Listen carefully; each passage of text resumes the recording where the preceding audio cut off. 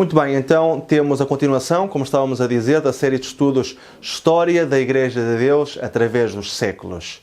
Hoje temos a parte 2 e eu gostaria de fazer um pequeno resumo daquilo que nós vimos no estudo anterior, para começarmos bem situados no tempo e para não esquecermos nada daquilo que ficou para trás. Muito bem, então nós vimos que a primeira igreja foi Adão e Eva, que depois tivemos Abel, então era o representante entre Abel e Caim. Abel foi o representante, era aquele que representava a Igreja de Deus. Temos os 10 patriarcas, onde está Adão, mas já não está Abel, porque Abel foi morto pelo seu irmão Caim, e então ficou 7 a substituí-lo. E então entre estes 10 patriarcas está Adão, e a pessoa que aparece a seguir é 7. Estes 10 patriarcas terminam com Noé, e então Noé e a sua família durante o dilúvio foram a igreja visível de Deus nesta terra. Depois passamos para Sem e os seus descendentes. Sem, que era então o filho de Noé. De Sem depois então temos Abraão, Isaac e Jacó, e os 12 filhos de Jacó. Portanto aqui já podemos ver os hebreus. Recordam-se da história que falámos que o bisneto de Sem era Eber, e que Eber deu muito possivelmente a origem ao nome Hebreus. Ou então outra possibilidade foi que Hebreus significa do outro lado do rio, e então que como os hebreus viviam do outro lado do rio, então poderiam ter tido esse nome por causa desta situação. Depois então dos 12 filhos de Israel deram origem ao povo de Israel, como nós conhecemos.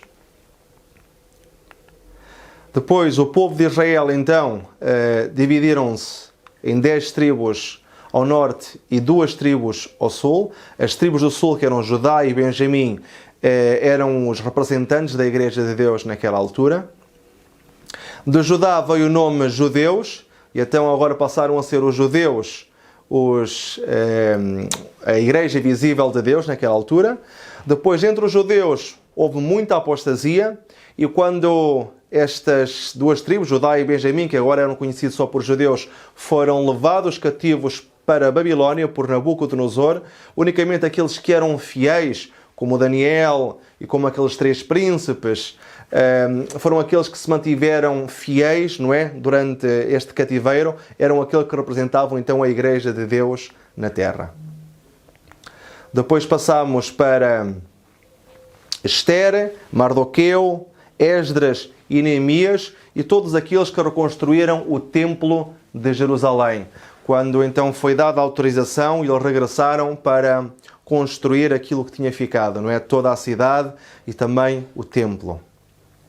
Depois temos os Macabeus, no período grego, como eles foram aqueles que se revoltaram contra a ideia de helenizar o mundo e também com a adoração de outros deuses. E depois então chegamos ao período de Jesus e dos 12 apóstolos. Claro que durante este percurso todo que fizemos faltam algumas pessoas, também foram muito importantes, mas não podemos realmente abarcar todas as pessoas, e fizemos um resumo e então daquilo que penso que seria o mais importante para se enquadrar nesta história da Igreja de Deus através dos séculos. Mas no ano 31 depois de Cristo, Jesus é crucificado. E começa agora um outro período na Igreja. Portanto, estávamos com Jesus e os 12 discípulos. No ano 31, Jesus é crucificado e agora começa um novo período. Que período seria este? E para isso nós temos que ir ao livro do Apocalipse. E vamos ler o que escreveu João, porque João foi o último discípulo, o último apóstolo de Jesus a morrer. E então vamos ler o que João escrevia sobre a nova igreja, ou a igreja que se estaria a formar. Em Apocalipse, capítulo 1, versículos 9 a 11, nós podemos ler: Eu, João, que também sou vosso irmão, estava na ilha chamada Patmos. Eu fui arrebatado no Espírito, e ouvi detrás de mim uma grande voz, como de trombeta, que dizia: Eu sou o Alfa e o Ômega, o primeiro e o último. E o que vês, escreve-o num livro, e envia-o às 7 igrejas que estão na Ásia, a Éfeso, a Esmirna, a Pérgamo, e a Tiatira, e a Sardes, e a Filadélfia, e a Laodiceia. E continua a dizer: e virei-me para ver quem falava comigo. E virando-me, vi 7 castiçais de ouro, e no meio dos 7 castiçais, um semelhante ao Filho do Homem. E ele tinha na sua destra 7 estrelas. E eu, quando o vi, caí a seus pés como morto. E ele pôs sobre mim a sua destra, dizendo-me: escreve as coisas que tens visto, e as que são, e as que depois destas hão de acontecer. O mistério das 7 estrelas que viste na minha destra e dos 7 castiçais de ouro. As 7 estrelas são os anjos das 7 igrejas, e os 7 castiçais que vistes são as 7 igrejas. Muito interessante toda esta visão que João teve, que lhe foi dada. E ele vê vários símbolos, várias coisas que nós necessitamos de entender para avançarmos neste estudo. Vamos fazer um pequeno resumo daquilo que João escreveu no livro do Apocalipse para conseguirmos entender melhor. Então, João tem uma visão, porque ele diz: eu fui arrebatado em espírito. Agora, quem está a falar a João? É o próprio Jesus. Porque o texto diz: eu sou o Alfa e o Ômega, o primeiro e o fim, e o que vivo e fui morto, mas eis aqui estou vivo para todo o sempre.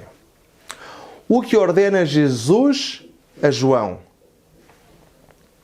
E o que vês, escreve-o num livro e envia-o às 7 igrejas. Portanto, a visão que Jesus está a dar a João, agora Jesus diz: aquilo que eu te estou a mostrar, escreve-o num livro e envio a estas 7 igrejas que existem, então, que existiam na Ásia Menor. Agora, para que tempo é esta visão que Jesus está a dar a João? O texto diz: escreve as coisas que tens visto, e as que são, e as que depois de estas hão de acontecer.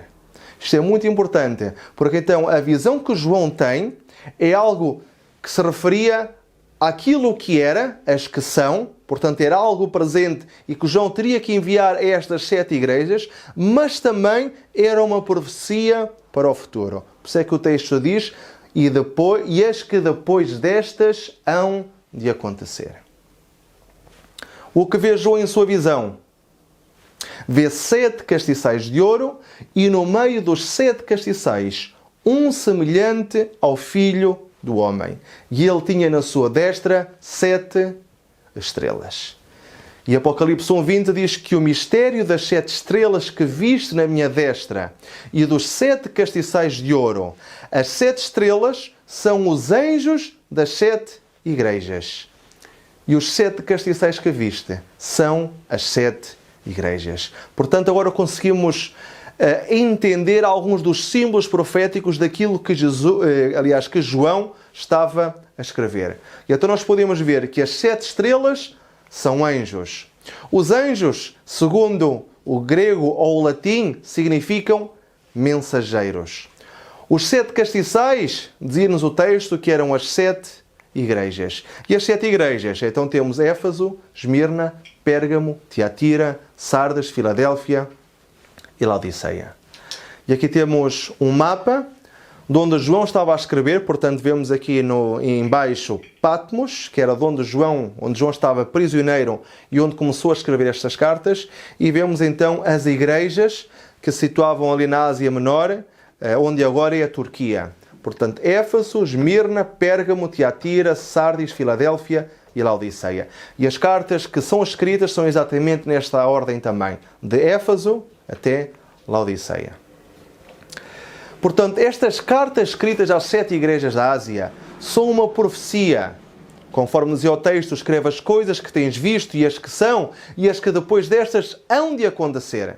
Portanto, são uma profecia então dos períodos de tempo da igreja cristã, desde a crucificação de Jesus até à sua segunda vinda. Por isso é que diz as coisas que hão de acontecer. Portanto, João está a escrever estas 7 igrejas, de problemas existentes naquelas 7 igrejas, mas aquilo que João escreve tem uma amplitude muito maior. E então vai avançando também ao longo da história. Era uma profecia daquilo que iria acontecer também dentro da igreja cristã. E estas 7 igrejas representam 7 períodos da igreja cristã.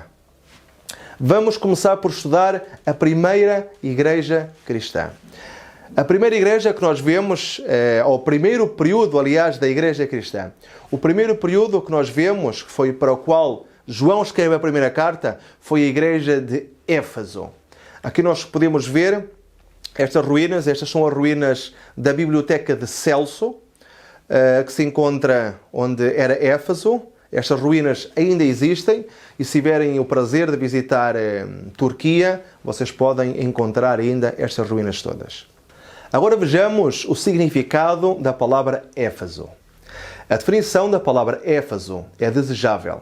Palavra que descreve fielmente o caráter e a condição da igreja cristã durante a sua primeira etapa. Vamos ver um pouco do contexto histórico desta cidade de Éfeso. Éfeso foi fundada pelos heteus no ano 2000 a.C.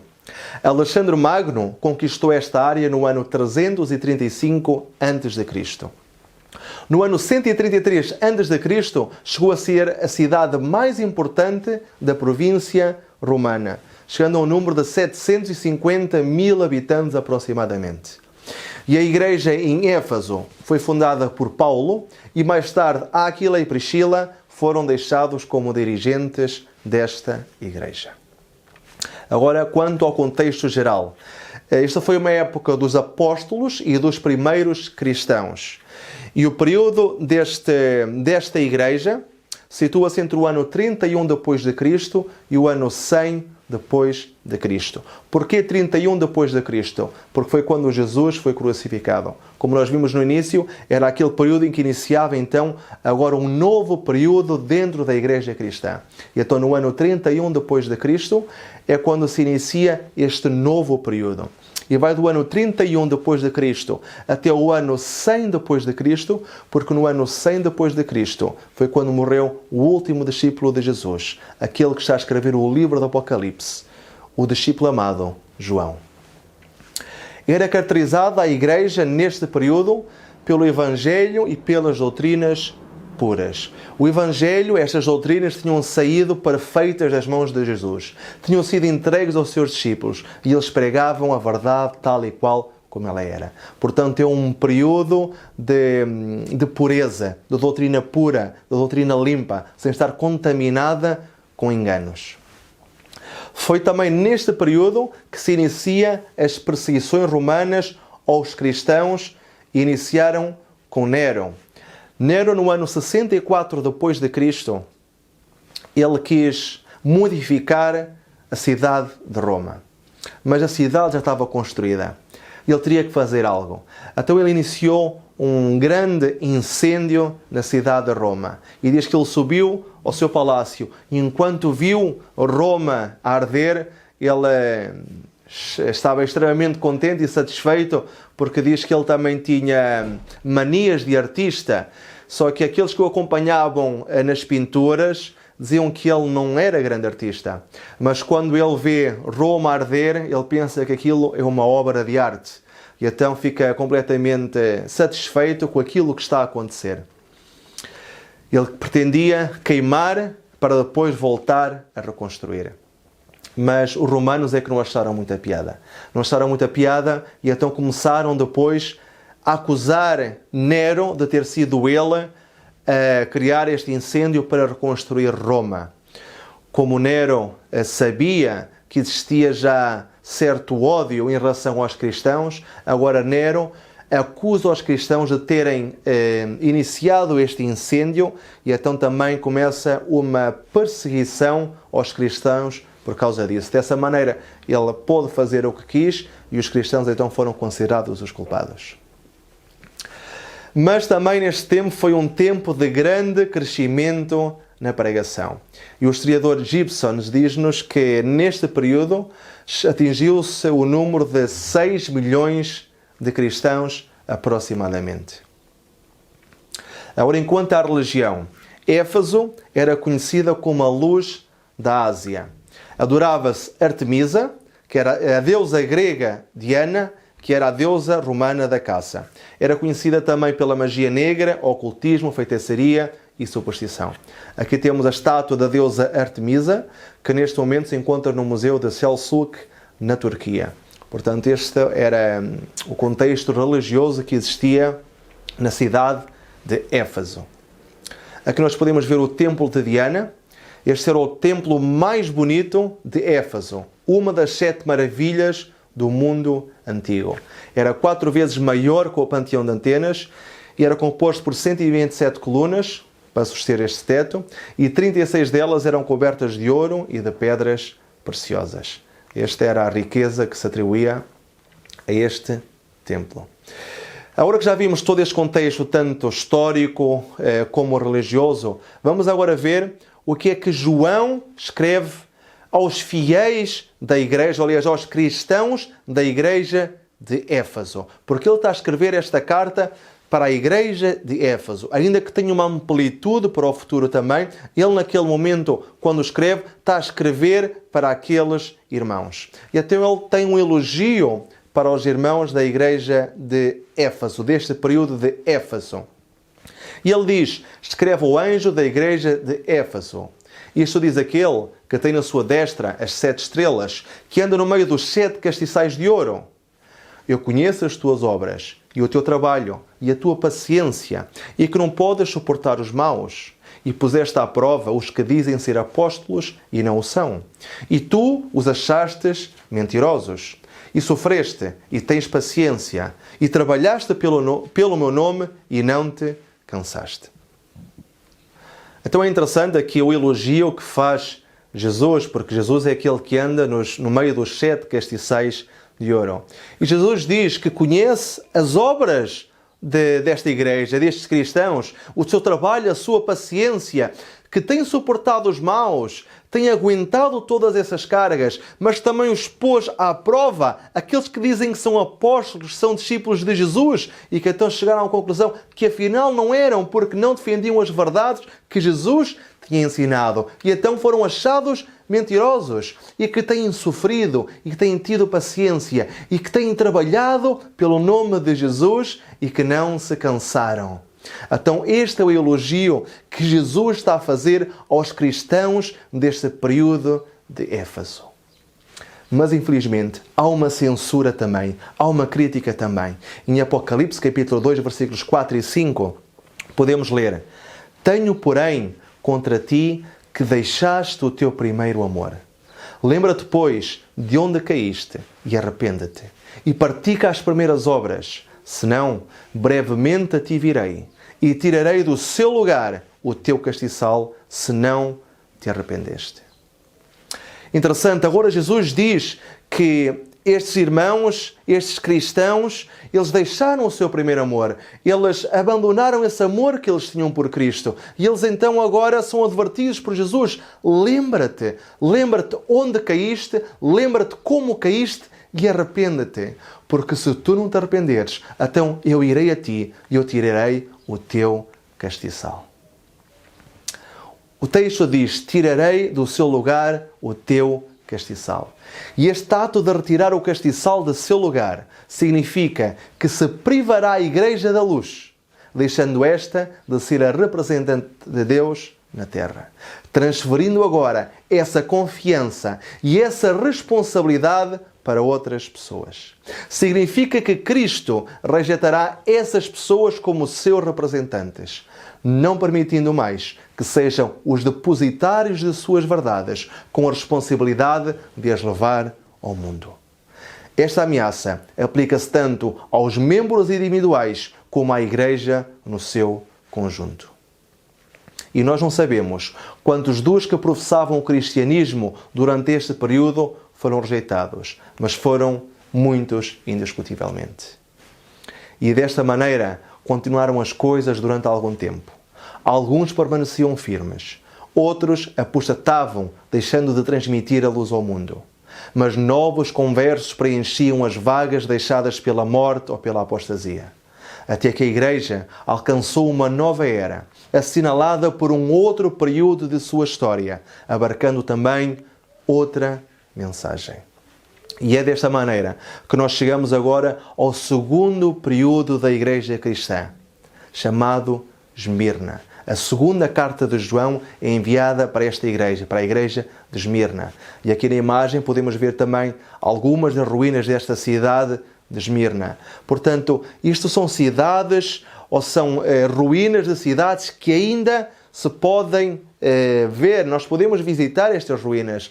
E é interessante porque podemos comprovar através da história e da Bíblia como aquilo que João está a escrever é verdadeiro, porque a própria arqueologia e a própria história comprovam a existência destas cidades. Vejamos agora o significado de Esmirna. Esmirna significa mirra, denominação adequada para a Igreja de Deus, pois enquanto passava pela perseguição, era, no entanto, um perfume suave. Vejamos algo do contexto histórico desta cidade. Esmirna era uma cidade próspera em comércio devido à sua proximidade com o rio Hermo, conhecida pelo seu vinho, roupas, perfumes e artefactos de ouro. Construída pelos gregos no ano 1000 a.C., mas a partir do ano 133 a.C., a cidade passou a ser romana. E era, juntamente com Pérgamo, o centro de adoração mais importante para todos os deuses romanos, incluindo o imperador César. Vejamos agora o contexto geral. Este período da Igreja Cristã ficou conhecido como sendo a Igreja dos Mártires. E porquê? Porque neste período do ano 100 ou ano 313 depois de Cristo foi quando os cristãos foram mais perseguidos pelo Império Romano. Houveram 10 perseguições muito sangrentas e a última foi do ano 303 ao ano 313. Foi a mais terrível e a mais sangrenta de todas. Terminou no ano 313, porque o último imperador que estava a perseguir os cristãos, neste ano concede liberdade religiosa num edito muito famoso, o Edito de Milan, para que todas as pessoas agora possam adorar quem quisessem adorar. Portanto, este período vai do ano 100 ao ano 313 depois de Cristo. A igreja neste período era acusada de cometer orgias e canibalismo. Porquê orgias e canibalismo? Os cristãos, quando se reuniam, diziam que iam fazer a festa ágape, que era a festa do amor.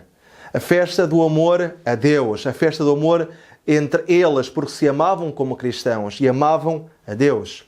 Mas os romanos, ao ouvirem que eles iam fazer uma festa de amor, e como eles se chamavam inclusivamente irmãos uns aos outros, eles pensavam, bem, eles vão fazer uma festa de amor e se são irmãos, eles vão praticar orgias e, além disso, incesto. E então os cristãos perseguiam, aliás, os romanos perseguiam os cristãos por este motivo, ou seja, era um dos motivos. Outro deles também era o canibalismo. Portanto, eles diziam, quando se reuniam e iam fazer a Santa Ceia, diziam que iam comer o corpo de Cristo, que iam beber o sangue de Cristo. E então, quando os romanos ouviam isto, entendiam, então, mas vão comer o corpo de alguém, vão beber o sangue de alguém, são canibais.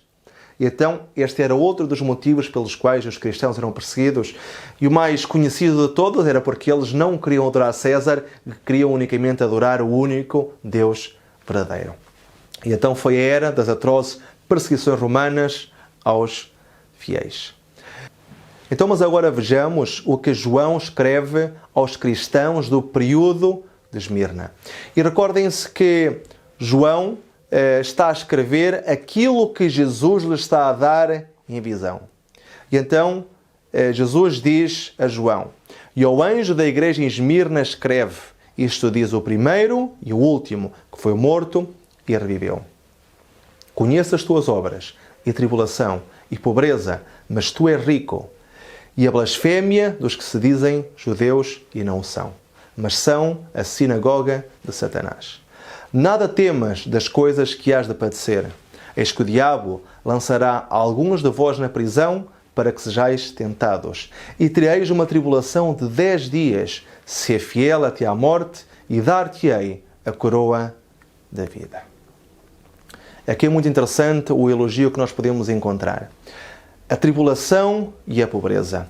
A tribulação das dificuldades que eles passaram, de todas as perseguições, de todas as ofensas, de todas as vezes que eles eram tirados aos leões, que lhes eram tiradas as peles, que eles eram usados como tochas humanas para iluminar a cidade de Roma.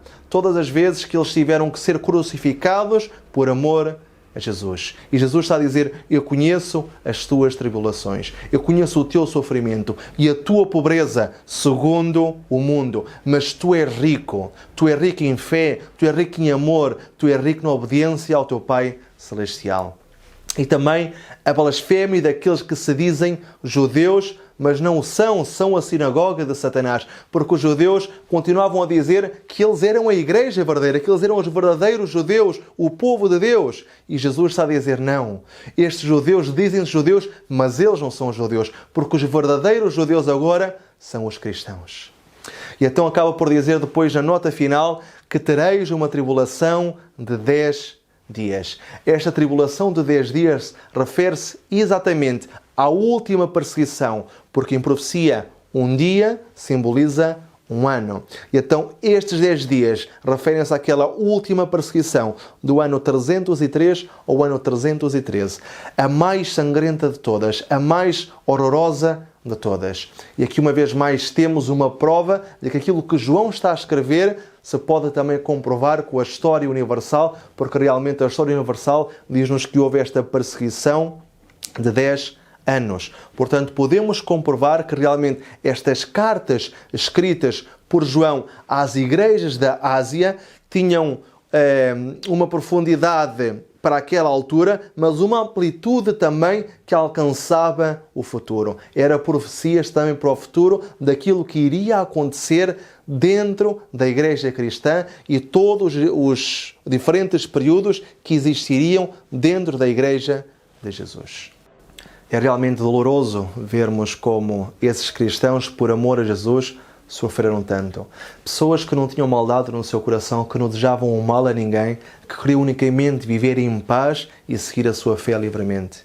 Que o Senhor nos possa proteger, que o Senhor nos possa ajudar para estarmos livres disso no futuro. Porque quando o Evangelho começar a ser pregado com mais força, diz que as fogueiras da perseguição irão levantar-se novamente. Portanto, se tivermos que ir para uma fogueira, se tivermos que ir para uma cruz, que o Senhor nos deu o valor de atuarmos como estes primeiros cristãos. Agora, para esta igreja não houve censura. Não houve nenhuma censura para os fiéis que estiveram neste período da igreja cristã. Satanás concluiu que não consegue vencer os cristãos através da morte. Pois, como escreveu Tertuliano, o sangue dos mártires é a semente dos cristãos. O que é que acontecia?